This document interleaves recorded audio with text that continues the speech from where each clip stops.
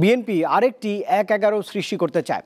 দলটির নেতা ইশরাক হোসেন সরকারকে বিপদে ফেলতেই আন্দোলন করছেন, এমনই অভিযোগ করলেন জাতীয় নাগরিক পার্টি এনসিপির নেতারা।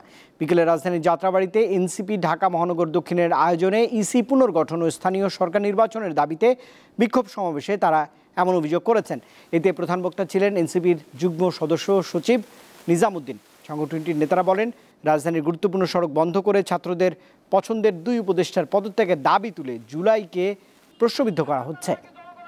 ২১ কার্যদিবসের মধ্যে জুলাই ঘোষণাপত্র প্রকাশ না হলে জনগণকে নিয়ে দুর্বার আন্দোলনের হুঁশিয়ারি দেন এনসিপির নেতারা।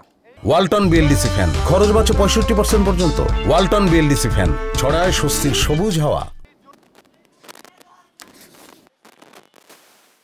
তিনি নিজেই ফেসবুকে স্ট্যাটাস দিয়েছেন যে এই মেয়র হওয়ার কিছু না, আসলে সরকার নাকি নির্বাচনের জন্য ধারাই বানাই করছে, সেটা প্রমাণ করার জন্য নাকি তিনি এই আন্দোলনটা করেছেন। তো ঢাকাবাসীকে জিম্মি করে, ২ কোটি মানুষকে জিম্মি করে তার এই নাটক সাধনের জনগণের সাথে মশকরা করার কে অধিকার দিয়েছে, সেই প্রশ্ন আমরা আন্দোলনের কাছে রেখে যেতে চাই। ভাইয়েরা আমার, ইলেকশন করার দরকার কি? প্রত্যেকবার আমাদের ২৪-এর যে আমি আর ডামি ইলেকশন, সেই ইলেকশনে যারা পরাজিত হয়েছিলেন তাদেরকে আইনের মাধ্যমে ধরে এনে রিট করে আবার বসিয়ে দিলেই তো হয়।